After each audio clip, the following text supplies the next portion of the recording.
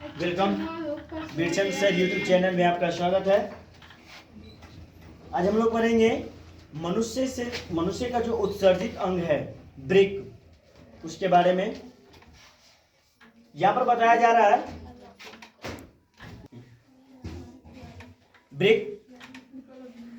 वृक्क जो है मनुष्य के शरीर के अंदर उत्सर्जित अंग कहा जाता है और ये प्रमुख उत्सर्जित अंग है ना। इसी की सहायता से पूरे शरीर का उत्सर्जन अंग जो है अंग ये माना जाता है और इसी से अवदुष्ट पदार्थ शरीर से बाहर निकलने की क्रिया करती है। यहाँ पर ये आप देख रहे हैं, ये जो सिराएं है इसका नाम क्या हो जाता है? धामनी, ठीक है। और एक दूसरे बगल के क्या नाम हो जाता है? सिरा। तो मनुष्य में कितने वृक्क होते हैं? मनुष्य में 2 वृक्क होते हैं। कितने? 2 वृक्क होते हैं, एक दायां साइड और एक बायां साइड। वृक्क का बीमारी लगभग व्यक्तियों को हो जाता है कि वृक्क में जो है पत्थर हो जाता है या वृक्क की आकार छोट होना शुरू हो जाता है ना। इसका कारण क्या है? तो जान लीजिए कि पहले एक वृक्क का लंबाई 10 सेंटीमीटर होता है। याद कर लीजिए, वृक्क की लंबाई कितना आ जाता है? 10 सेंटीमीटर। लंबाई हो जाता है 10 सेंटीमीटर। चौड़ाई जो है वो हो जाता है 5 से 6 सेंटीमीटर। वृक्क की लंबाई कितना है? 5 से 6। जी नहीं, वृक्क का लंबाई हो गया 10 सेंटीमीटर, वृक्क का चौड़ाई हो गया 5 से 6 सेंटीमीटर और वृक्क का मोटाई जो हो गया है ना, मोटाई हो जाता है कितना? 2.5 से 4 सेंटीमीटर तक इसकी मोटाई होती है। किस व्यक्ति को? जो व्यक्ति स्वस्थ है ना।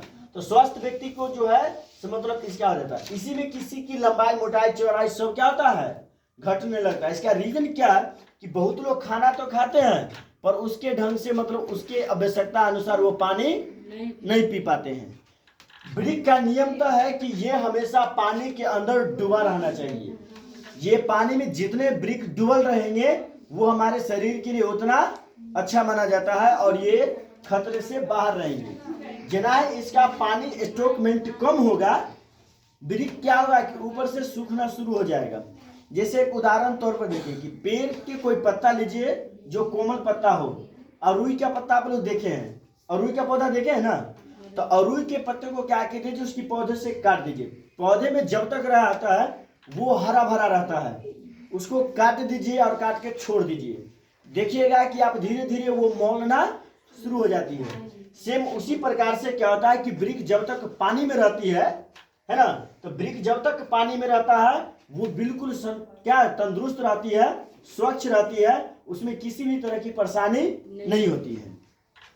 लेकिन पानी की मात्रा व्यक्तिगत को जितना ही कम होना शुरू हो जाता है, वृक्क का स्टॉक ऊपर से क्या होता है कि पानी से डूबे सूखल निकलता है, वो धीरे धीरे क्या होता है, ये नहीं कि आज ही सूख जाए, वो कुछ समय कुछ वर्षों के बाद धीरे धीरे क्या होता है कि वृक्क की मात्रा कम हो जाती है। कभी आपने सुने हुए कि एक व्यक्ति को क्या हुआ कि एक वृक्क फेल हो गया, एक किडनी फेल हो गया, फिर भी वो जीवित है। हमारे शरीर में डबल इंजन रहने के कारण बहुत मजबूत होती है, लेकिन यदि एक वृक्क यदि समाप्त हो भी जाए फिर भी हम जीवित रह सकते हैं, इसमें कोई दिक्कत नहीं है। जब दोनों किडनी फेल हो जाए तब तो जीवित रहना नामुमकिन है। तो इसमें होता है क्या कि मान लीजिए कि पानी की मात्रा हमेशा अधिक होना चाहिए। अधिक क्या? जो व्यक्ति स्वस्थ रहना चाहता है, जो नॉर्मलिटी व्यक्ति है ना, उन व्यक्ति को एक दिन में यानी 24 घंटा में कम से कम, तो 24 घंटे में कम से कम उन्हें 5 से 6 लीटर पानी प्रत्येक दिन पीना चाहिए स्वस्थ रहने के लिए। 24 घंटा में कितना? 5 से 6 लीटर पानी हमेशा उसको पीना चाहिए।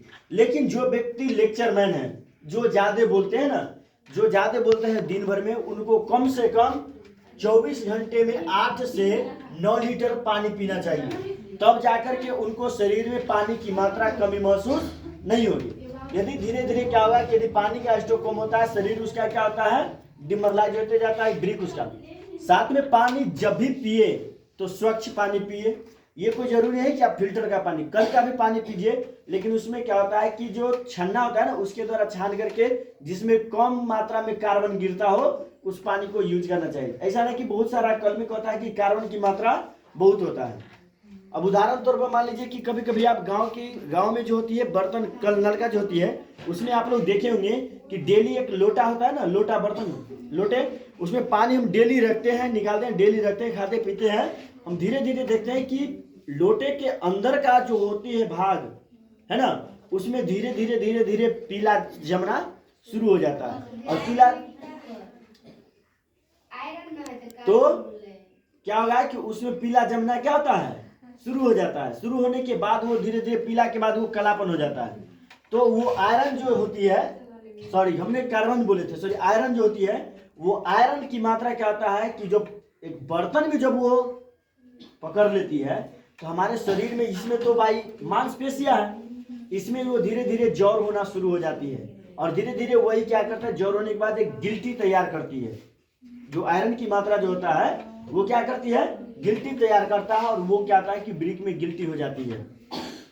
उसके बाद आता है कि ब्रिक से संबंधित 3 चीज होते हैं, मूत्राशय, मूत्रवाहिनी और मूत्रमार्ग। तो ये आप देख रहे हैं कि ये पुरुष जनन अंग है, ठीक है। मादा में भी इसी प्रकार का होता है। तो अब यहाँ पर देखेंगे ब्रिक हो गया, ये दोनों क्या हुआ, देखिए ये ब्रिक हो गया और इसी का ये भाग पुरुष के हम ये ले लिए हैं अंग। तो ये हो गया क्या, ब्रिक, दोनों ब्रिक हो गया। अब ये हो गया ब्रिक और ये हो गया क्या, वृषण। अब ये वृषण द्वारा मूत्र, तो इसमें जो होते हैं 3 चीज होता है, ब्रिक से संबंधित उत्सर्जन 3 होता है, मूत्राशय, मूत्रवाहिनी और मूत्रमार्ग। तो जब हम शरीर में पानी, यदि सॉरी हम पानी जो पीते हैं, तो पानी पीने के बाद हमारे शरीर में जब जाता है तो वहां से हमारे शरीर के लिए 10% पानी हमारे शरीर के लिए काम में आ जाता है और 90% हमारे शरीर से बाहर निकल जाता है किसी न किसी रूप में।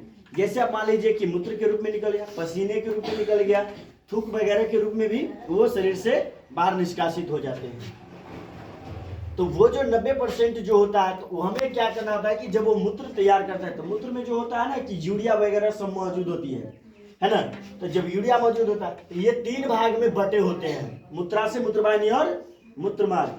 और ये तीनों भाग में क्या होते हैं, फिल्टर लगे होते हैं, जिसको हम लोग छन्ना कहते हैं ना, छन्ना लगे होते हैं। और इसका क्या काम है, यदि देखिए व्यक्ति को जो होता है ना, मल को कभी रोकना नहीं चाहिए। 2 मिनट भी रोकने पर हमारे शरीर को क्या करेगा, हानिकारक पहुंचाता है। पर मूत्राशय को हमें क्या करना चाहिए, ये जो देखिए मूत्रवाहिनी में कि मूत्रवाहिनी तैयार किया, मूत्रवाहिनी यहाँ तैयार हो जाती है, ब्रिक से जो ये नली निकलती है यहाँ पर मूत्रवाहिनी निकल जाती है। वो जो इसी बीच में जो ये देख रहे हैं कि आप छन्ना लगा हुआ है, ब्रिक से सटे में उसमें छन्ना होती है। छन्ना लगने के बाद क्या होता है कि यदि आप उसमें क्या होता है कि मूत्रवाहिनी से मूत्राशय में आता है और मूत्राशय मूत्रमार्ग की ओर आता है। तो यहाँ पर जो मूत्र तैयार हुआ, तो मूत्र तैयार होने के बाद सीधा कहाँ आता है, मूत्राशय में। अब यहाँ पर जो आया तो यहाँ पर देख लीजिए इसमें छन्ना लगल होता है, ठीक है। छन्ना किस तरह का काम करता है, आप चाय छानने वाली छन्ना को आप देखे होंगे, उसमें नए जब छन्ना रहता है तो पूरी तरह से वो स्वच्छ रहता है, चाय देना डालते हैं पूरी तरह से वो गिरना शुरू हो जाता है। उसी तरह क्या होता है कि वो स्वच्छ साफ जब रहता है तो उसका फिल्टर पूरा साफ रहता है। लेकिन धीरे धीरे धीरे धीरे धीरे आयरन की मात्रा जो है उसमें जमने के कारण, जिन्हें छन्ने को देखिएगा कि ज्यादा पुराना होता है तो उसके साइड से क्या होता है, जाम होना शुरू हो जाता है।